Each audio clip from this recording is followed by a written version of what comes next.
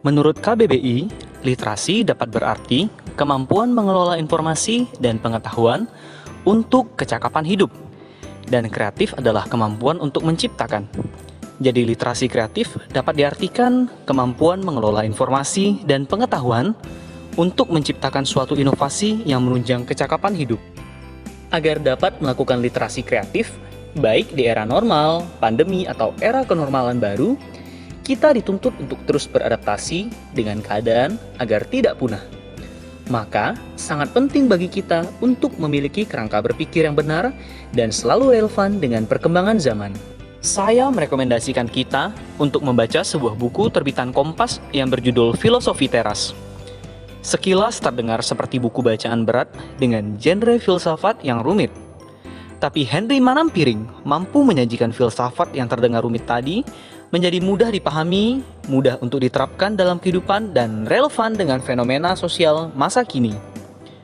Buku setebal 320 halaman yang telah menjadi Book of the Year tahun 2019 menceritakan secara singkat tentang filosofi teras, di mana para filsuf Yunani mengajarkan filosofi di teras berpilar sehingga lebih dikenal dengan filosofi teras atau stoikisme.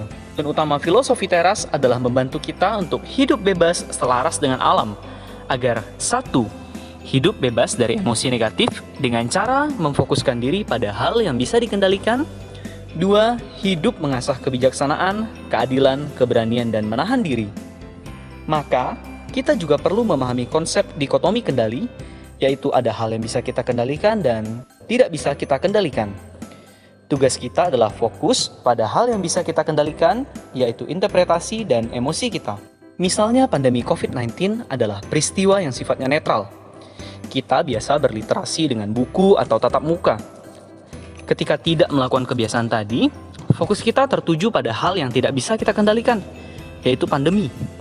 Sehingga kita menjadi malas dan berhenti berliterasi. Padahal sesuai filosofi teras, kita memiliki kebebasan untuk mengendalikan fokus kita. Misalnya berliterasi lewat media sosial, berkreasi membuat konten, sehingga bisa terus aktif berliterasi. Memang tantangan untuk membangun budaya literasi akan semakin luar biasa di era kenormalan baru. Mengingat tentang dikotomi kendali tadi, kita bisa memilih untuk menyerah pada keadaan kita, untuk berhenti berliterasi, atau aktif berliterasi dengan cara yang semakin kreatif. Pilihan ada di tangan kita. Daripada terus mengutuk kegelapan, kenapa kita tidak mulai menyalakan lilin?